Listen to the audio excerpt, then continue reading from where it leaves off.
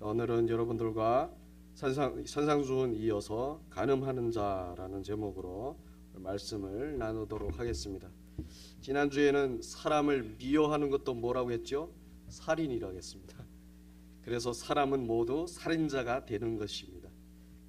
그래서 우리는 그런 우리의 죄를 다 짊어지시고 십자가에서 심판을 대신 받으심으로 하나님의 그런 모든 말씀을 완전하게 하신 예수 그리스도를 어떻게 해야 된다고 했죠? 믿어야만 된다.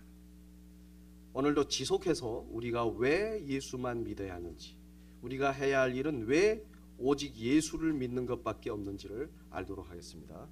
오늘 예수님은 율법에서 간음하지 말라 하신 말씀으로 우리에게 무엇이 간음인지 가르치십니다. 특히 율법을 지켜 스스로를 거룩하게 할 수 있다고 하는 사람들에게 그렇게 할 수 없다는 사실을 간음이 무엇인지 설명하심으로 알려주세요. 지난주 살인하지 말라에 대해서도 말씀드렸지만 오늘 본문에서도 예수님은 간음하지 말아야 함을 말씀하시는 것이 아닙니다. 오늘 본 말씀이 어떻게든 간음할 수밖에 없는 우리의 실체를 말씀하시는 거예요. 그래서 우리가 그런 우리의 실체를 알고 우리는 스스로 하나님의 말씀을 완전히 다 지켜 이룰 수 없는 존재들이라는 사실을 인정하라는 것입니다. 고로 모든 말씀을 다 완전하게 하신 예수를 믿으라 라는 말씀이에요. 그런데도 많은 사람들은 이 말씀을 설명할 때 늘 서둘러 이런 결론을 냅니다. 어떻게 하나 간음하지 않음으로 스스로를 거룩하게 지키라고요. 네, 그런데 그거는 차후 문제고요. 좀 전에도 말씀드렸지만 오늘 말씀이 말씀하시려는 것은 바로 우리가 다 간음자들이라는 것입니다. 이 사실을 인정해야 오늘 예수님이 하시는 말씀을 받아들일 수 있어요. 예를 들어 암에 걸린 환자가 있습니다. 암 환자가 살려면 반드시 수술을 하여 그 암덩어리를 어떻게 해야죠? 떼어내야 합니다. 그런데 암 환자는 암이라고 하는 의사의 말을 안 믿습니다. 자기는 맨날 암에 걸리지 않게 건강식품을 먹고 운동했으니 암일 수 없다는 거예요. 그리고는 수술도 안 하겠다고 합니다. 대신 자기가 민간요법 같은 것으로 스스로 수술을 하지 않고 암을 치료해 보겠다고 합니다. 여러분, 그렇다고 암이 사라질까요? 아닙니다. 암은 어떻게 하겠죠? 좀 전에도 말씀드렸지만 잘라버려야 되는 겁니다. 그런데 암을 잘라버리려면 먼저 뭘 해야 되겠죠? 자기가 암이라는 것을 인정을 해야 합니다. 받아들여야 돼요. 그리고 암이 얼마나 심각한지, 그 암이 지금 자기의 생명을 해치고 있다는 사실을 알아야 하는 거예요. 그리고는 스스로 그 암덩어리를 어떻게 할 수 없다는 사실도 받아들여야 돼요. 그리고는 그 암덩어리를 잘라버릴 수 있는 의사를 어떻게 해야 되겠죠? 믿고 그 의사에게 자기를 맡겨야 돼요. 오늘 말씀도 그렇습니다. 우리는 오늘 말씀을 통해 알아야 하는 것이 있습니다. 그것은 바로 우리가 간음하는 자다라는 사실이에요. 간음하는 자. 그리고 간음에서 절대로 스스로 벗어날 수 없는 상태에 있다는 사실도 알아야 돼요. 오직 예수님만 그런 우리를 간음에서 빼낼 수 있다는 사실을 믿어야 한다는 것입니다. 그러나 우리의 마음에는 여전히 그래도 간음 정도는 우리 스스로 피하려고 해야 되는 것이 아닌가라는 의문을 가질 수 있습니다. 왜냐하면 도덕과 윤리를 근간으로 둔 이 세상 법도 간음을 죄라고 하기 때문이에요. 그런데 예수님이 말씀하시는 간음은 그런 간음과는 비교도 안 될 정도로 셉니다. 우리 함께 27절과 28절을 다시 한번 더 읽겠습니다. 또 간음하지 말라 하였다는 것을 너희가 들었으나 나는 너희에게 이르노니 음욕을 품고 여자를 보는 자마다 마음에 이미 간음하였으니. 아멘. 간음을 피하려고 하지만 마음에 음욕을 품고 바라보는 것, 여기서는 상대를 여자로만 했는데 남자도 포함이 됩니다. 그런 마음으로 이성을 바라보는 것은 다 이미 간음한 것이라. 이는 결혼하지 않은 다른 이성과 직접적인 관계가 아니라 마음으로 조금이라도 그가 이쁘다 멋있다라고 바라만 보아도 간음이라고 하시는 거예요. 예수님의 이런 말씀 앞에서 그래도 나는 간음하는 자가 아닙니다 라고 할 수 있는 사람 한번 손 들어보십시오. 이 말씀 앞에서 없습니다. 간혹 이런 사람들이 있습니다. 나는 결혼을 해서 내 남편, 내 아내만 바라봅니다. 다른 사람은 안 봅니다. 그러니 나는 가늠하는 자가 아닙니다 라고 할 수 있습니다. 그런데요, 아까 말씀드렸죠. 결혼하지 않은 다른 이성이면 결혼하지 않은 채 지금의 남편과 아내를 좋아한 것도 뭐죠? 간음인 거예요. 그렇지 않나요? 결혼 전에 좋아했잖아요. 다들 결혼하기 전에. 이렇게 하면 아니 남녀가 본성상 서로 좋아하는 것이 당연한 것인데 그것을 간음이라고 하면 어떻게 합니까? 라고 할 수 있는데요. 예, 맞아요. 본성상 서로 좋아할 수 있어요. 그러나 예수님이 말씀하시려는 것은 바로 그 본성이 바로 간음도 하는 본성이라고 하시는 거예요. 이성을 좋아하는 본성은 결혼이란 율법이 없으면 다 간음이 된다는 것입니다. 그래서 예수님께서 31절과 32절을 다시 보시면 간음한 이유가 없이 아무리 합법적인 이혼을 한다 해도 결혼이라는 그 율법을 벗어나는 순간 여자는 어떻게 된다고 했죠? 간음한 것이 되고 그런 여자에게 장가드는 것도 간음이라고 하십니다. 사실 이때는 왜 여자만 자꾸 이렇게 나오냐면 이때 그 풍습이 그랬어요. 남자들이 뭐 다 하는 식이에요. 남존여비. 그래서 그냥 남자들이 그냥 쉽게 여자가 싫으면 그냥 이혼 증서를 줘서 이혼을 했던 겁니다. 근데 그거를 그때는 법이라고 생각했어요. 괜찮다고 생각했어요. 이거 옳다라고 생각했어요. 근데 예수님은 간음이다. 결혼이란 그 법을 벗어나는 순간 모든 것이 다 간음이다. 그런데 이 말씀에 전혀 반대 말을 하는 사람들이 있습니다. 뭐냐면 그래요, 나는 간음할 수 있는 본성이 있는 걸 인정합니다. 그래서 나는 간음하지 않으려고 노력합니다. 그래서 저는 결과적으로 간음자가 아니죠. 이게 바로 아까 말씀드린 암 환자가 암을 의사의 수술이 아닌 스스로 민간요법 같은 것을 행하여 치료하겠다는 거나 마찬가지입니다. 이런 말을 하는 사람들은 신율법주의자들이라고. 간음하지 않으려는 자기의 노력을 자기가 스스로 의롭다고 평가하는 자들. 그런데요, 그런 자들에게 예수님께서 오늘 이렇게 말씀하십니다. 우리 함께 29절과 30절 읽겠습니다. 만일 내 오른 눈이 너로 실족하게 하거든 빼어버리라. 내 백체 중 하나가 없어지고 온 몸이 지옥에 던져지지 않는 것이 유익하며 또한 만일 내 오른손이 너로 실족하게 하거든 찍어버리라. 내 백체 중 하나가 없어지고 온 몸이 지옥에 던져지지 않는 것이 유익하니라. 아멘. 뭐라고 하시죠? 간음하지 않으려는 노력을 이렇게 해야 된다는 거예요. 간음하는 눈을 뽑아버리고 그 손을 잘라버릴 정도로 해야 된다는 거예요. 그 정도의 대가를 치러야 한다는 겁니다. 그러면 과연 누가 이 주님의 말씀대로 행할 수 있겠습니까? 누가 그저 이성을 이쁘다고 멋있다고 잠시 본 그 자기의 눈을 뽑아버릴 수 있겠습니까? 없습니다.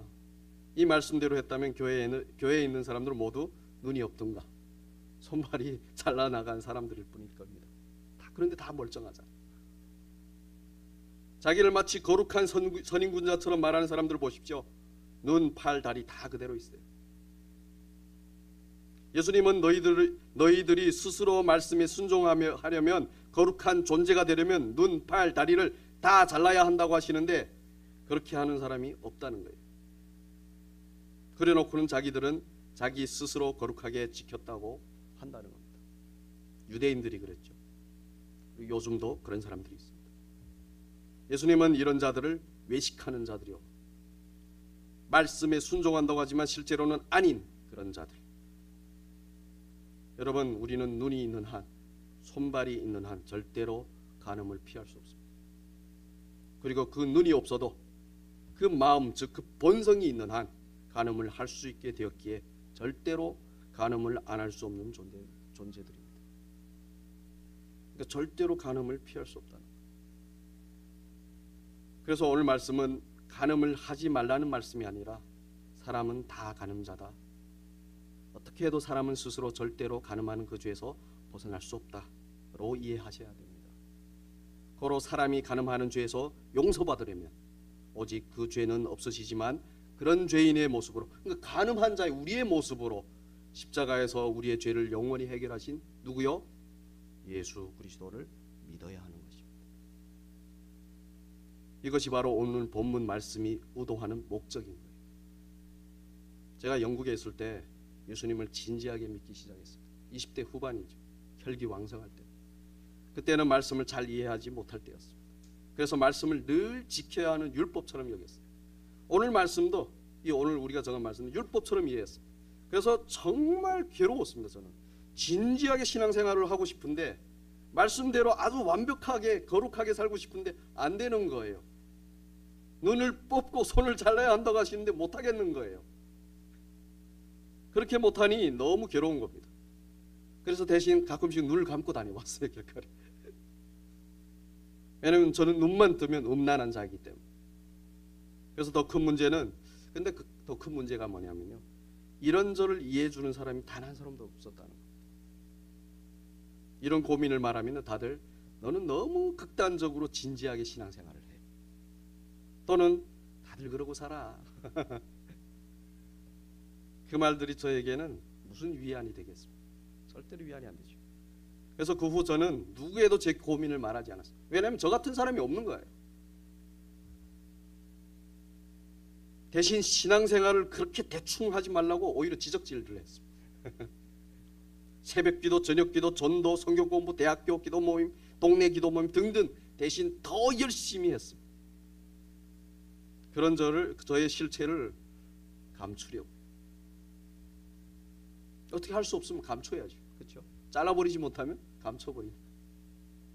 그랬더니 모두가 그런 저를 아주 신령한 자로, 심지어 목사들도 저의 그런 일정들을 보고 자기들은 그렇게 사역할 수 없다고 했어요. 근데 그때 저는 이제 믿은 지 1, 2년밖에 안 되는 초신자였어요. 그러니 얼마나 기세등등했겠어요. 야, 1, 2년 믿었는데 내가 최고네, 이러고 다녔어요. 신앙적으로. 그러나 사실 저의 마음 깊은 곳은 늘 근심으로 가득했어요. 저 자매가 이쁘다는 생각을 하는 것도 간음하는 것인데 그런 간음하는 이 눈을 뽑지 못하는 것이 너무 괴로웠어요. 왜냐하면 그때는 그렇게 해야 주님의 말씀을 완전히 순종하는 완벽한 신앙이라고 여겼기 때문입니다.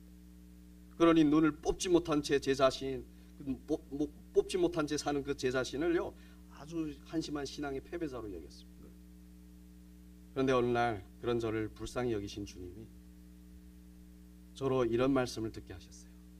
성경의 모든 말씀은 예수 그리스도에 대해 말씀하시는 책이다. 말씀은 사람의 죄와 동시에 그 죄에 대한 말씀을 십자가에서 다 완성하신 예수 그리스도를 알려주는 것이다. 이 설교를 듣고요, 오늘 말씀을 다시 보게 됐어요.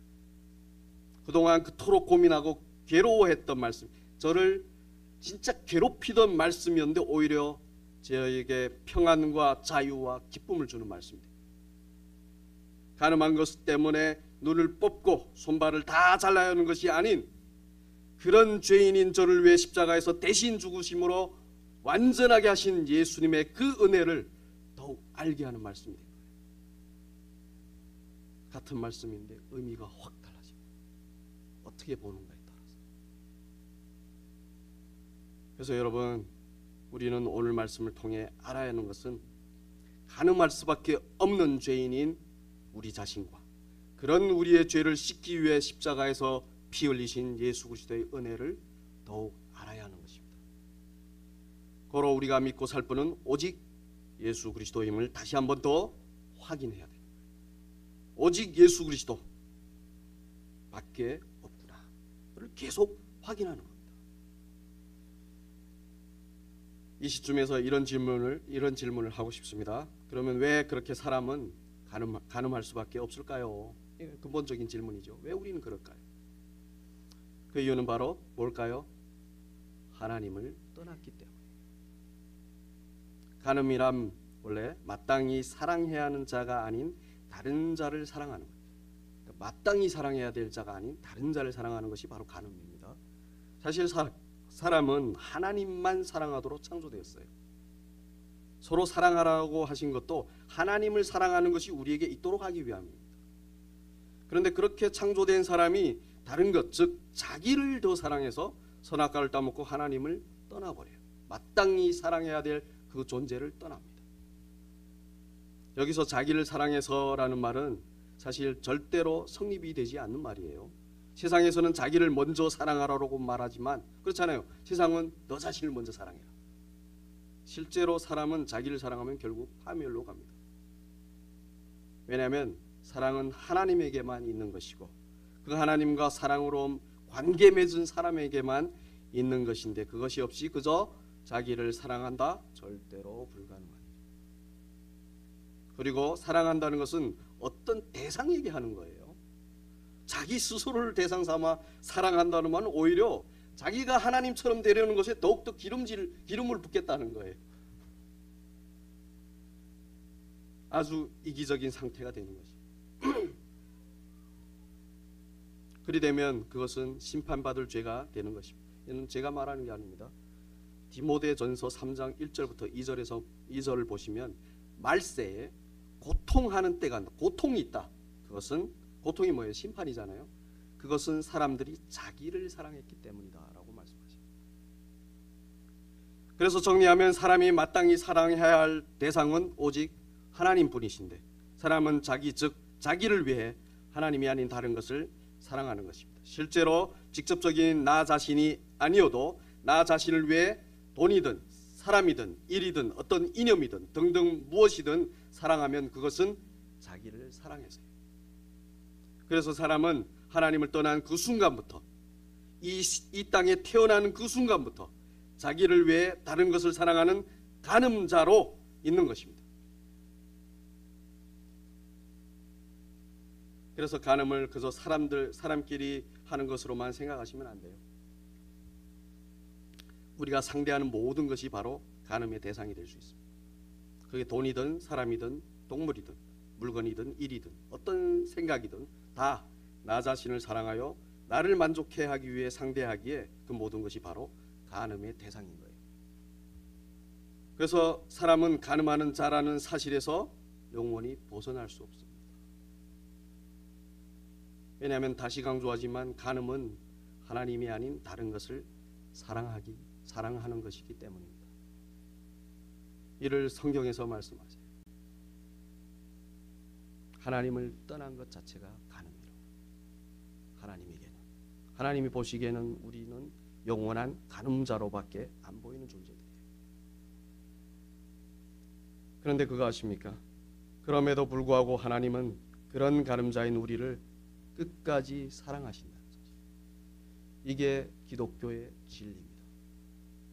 이를 호세아서에서 호세아에게 음란한 여자를 아내로 맞이하라고 하신 말씀을 통해 하나님이 그렇게 자기 백성을 음란한 자기 백성 하나님을 떠나 다른 것을 사랑하는 다른 것을 우상 숭배하는 그 백성을 사랑하심을 우리에게 알려주십니다. 그리고 간음하는 자인 우리를 끝까지 사랑하시어 우리의 간음죄를 대신 지시고 십자가에서 심판을 받으신 예수님을 통해 우리는 잘 알 수 있습니다. 간음자임에도 불구하고 버리지 않으시고 끝까지 사랑하시는 그 하나님의 사랑을. 그래서 우리가 간음에서 벗어날 수 있는 유일한 방법은 바로 그렇게 우리를 사랑하시는 하나님을 사랑하는 것뿐입니다. 그런 우리의 죄를 십자가에서 감당하신 예수 그리스도를 믿는 것뿐입니다. 그런데 이렇게 말하면 간혹 있어요. 간혹 그런 분들이 계십니다. 간음을 할 수밖에 없어서 예수만 믿어야 한다. 그러면 예수를 믿으면서 계속 간음해도 되는 건가요? 라는 질문. 그런데 여러분 예수 믿으면서 계속 간음해도 될까요?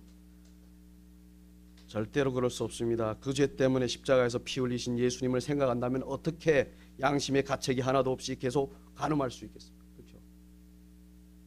이런 생각은 여전히 복음이 뭔지 은혜가 뭔지 모르는 사람들이나 하는 생각이에요. 진짜 그 은혜를 아는 사람은 오히려 상대하는 모든 것을 이렇게 바라봅니다. 여러분 잘 들으시기 바랍니다.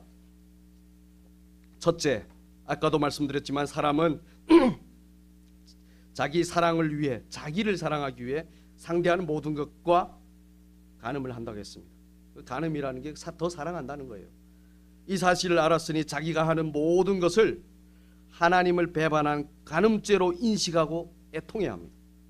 그런 사람들, 그런 죄에 대한 애통이 있는 사람은 그 죄를 십자가에서 대신 심판받으심으로 용서해 주신 예수님께 어떻게 할까요? 진심으로 감사하겠죠. 우리가 원하는 것이 해결되어 감사하는 것이 아닙니다. 늘 그렇게 무언가를 원함으로, 그 원한다는 게 그걸 더 사랑한다는 거잖아요. 가늠한 그 죄를 용서해 주신 그 은혜를 감사하는 거예요.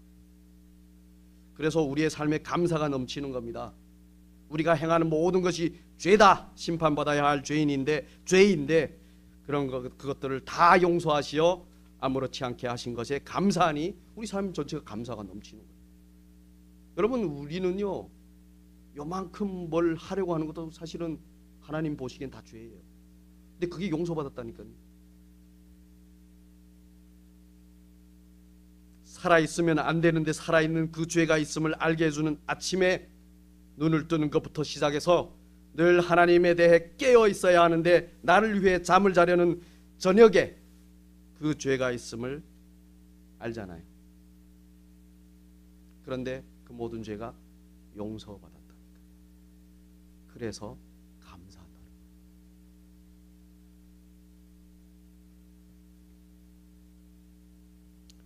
여러분, 우리는요, 예수 믿은 우리는요, 용서받은 인생을 사는 거예요. 세상은요, 용서받지 못한 인생, 뭘 해도 용서받지 못했어. 예수와 상관없는. 근데 우리는 뭘 해도 용서받은 거예요. 여러분, 이 은혜를 여러분들 기억하십시오. 이것만큼 큰 은혜가 없어요.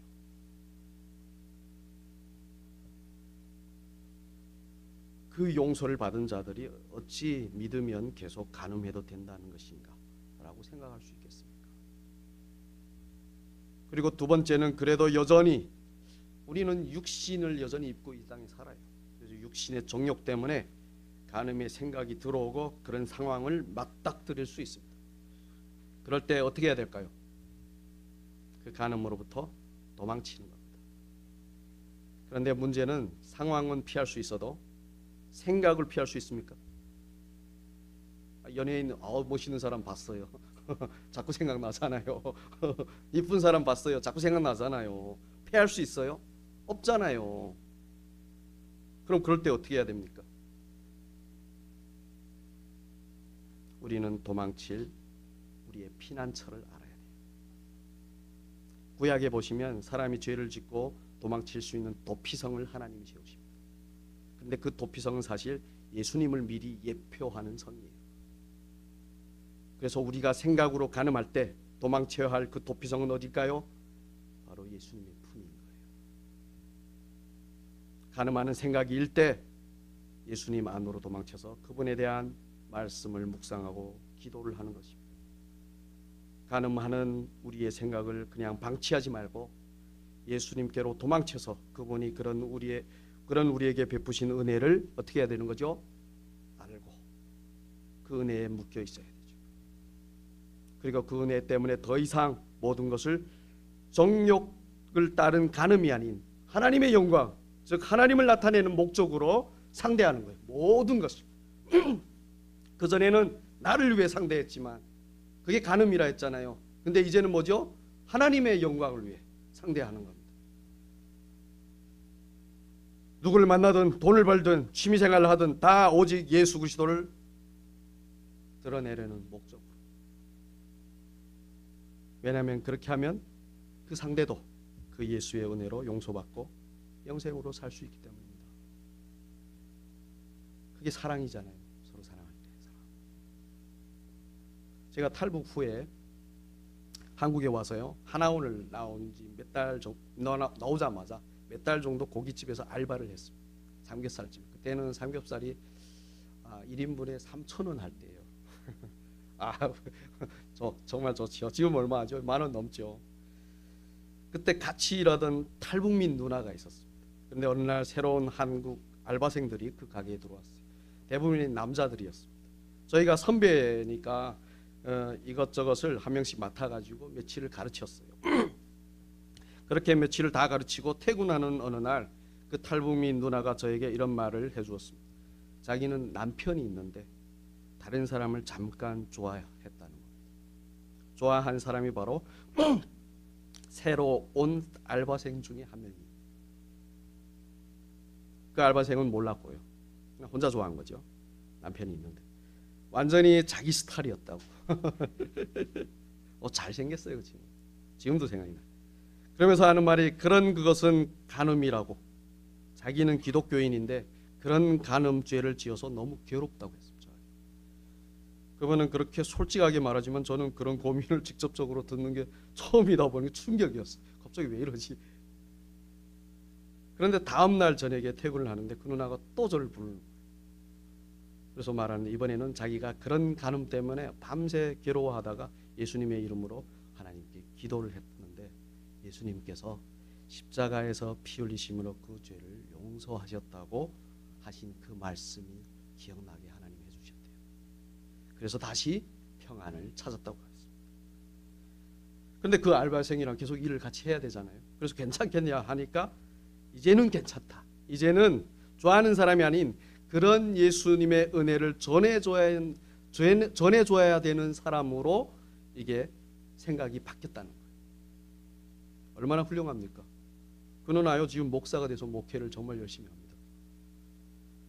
얼마 전에 만났는데 저를 못 알아보더라고요. 저도 모르는 체하고 지나갔어요. 못 알아보면 저도 아는 체 안 합니다. 소심해서. 그런데 지금도 이해 안 되는 것이 있어요. 저는 그때 교회라는 곳을 한 번도 다녀보지 못했을 때입니다. 그 누나는 왜 자기의 그런 고민을 저에게 와서 털어놓았느냐. 그리고는 자기는 좋다고 하고 갔어요. 저는 무슨 말인지 전혀 이해가 안 됐어요. 예수 믿고 평안을 얻어. 예수한테 기도했더니 평안해져. 근데 지금까지 기억나요. 그게 20년 전이에요. 아무튼 여러분, 그 누나처럼 간음하는 생각은 그 대상이 어떤 것이든 우리 안으로 들어옵니다. 왜냐하면 우리 본성이 그래서. 그러나 그럴 때마다 말씀으로 기도로 예수님께 피하셔서 그분이 우리를 얼마나 사랑하셨는지, 그 모든 죄를 어떻게 하심으로 용서하셨는지, 어떻게 하셨죠? 십자가에서 자기를 심판하심으로 용서하셨어요. 원래 우리가 아까 보셨죠? 눈알 뽑아야 되고 팔 잘라야 되고 그러지 않으면 지옥에 던져져야 된다. 그런 죄인데 그거를 자신이 짊어지시고 감당하신 것입니다. 그분을 우리는 그분 안에서 경험을 해야 되는 거죠. 그분의 그 사랑으로 영원히 만족해야 되는 겁니다. 그 사실을 우리가 경험을 해야 돼요. 사실 우리가 다른 것을 사랑하는 이유는 하나님의 사랑이 안에 없어서요. 하나님을 떠나다 보니까 하나님의 사랑이 없어요. 그러니까 늘 공허해요. 그러니까 늘 뭔가 나를 만족해야 할 것을 찾는 거예요. 그런데 하나님의 사랑이 우리 안에 들어오면 그 예수 안에서 우리가 그 하나님의 사랑을 우리 마음에 간직하고 있으면 그 간음의 대상은 더 이상 육신의 만족이 아닌 하나님의 영광을 나타내는 대상으로 여겨지는 거예요. 그 대상에게 우리가 하나님 영광을 나타내는 거예요. 그리 되는 저와 여러분 되시길 바랍니다. 결론 짓겠습니다. 마음으로 간음하는 것을 직접 행하지 않도록 법이 막아주기는 합니다. 그러나 기억하십시오. 그것은 이 세상에서만 먹히는 거예요. 하나님 나라에서는 안 되는 겁니다. 하나님 나라에서는 간음하려는 그 마음, 즉 그 본성 자체가 없어야 됩니다. 인간의 그 본성이 사라지는 유일한 방법은 바로 나 자신을 부인하는 거예요. 그리고 오직 예수 그리스도를 믿는 믿음으로 사는 것입니다. 근데 이거요, 나 자신 내 스스로 되나요? 아니요. 성령이 우리 안에 들어오셔서 계속해서 우리에게 그 죄가 무엇인지를 알리시고 그 의가 무엇인지 알리시고 그 심판이 무엇인지 알려주심으로 하시는 거예요. 그래서 그렇게 된다는 것을 우리 신앙의 선진인 사도 바울이 갈라디아서 2장 20절에서 이렇게 고백했습니다. 우리 함께 읽겠습니다. 내가 그리스도와 함께 십자가에서 그런즉 이제는 내가 사는 것이 아니요 오직 내 안에 그리스도께서 사시는 것이라. 이제 내가 육체 가운데 사는 것은 나를 사랑하사 나를 위하여 자기 자신을 버리신 하나님의 아들을 믿는 믿음 안에서 사는 것이라. 아멘. 이렇게 되는 것이 바로 하나님의 사랑 안에서 간음하여 떠났던 하나님을 다시 사랑하는 것입니다. 우리 모두 이 말씀대로 되길 진심으로 축복합니다. 우리 함께 나 같은 죄인 살리신 찬양하겠습니다.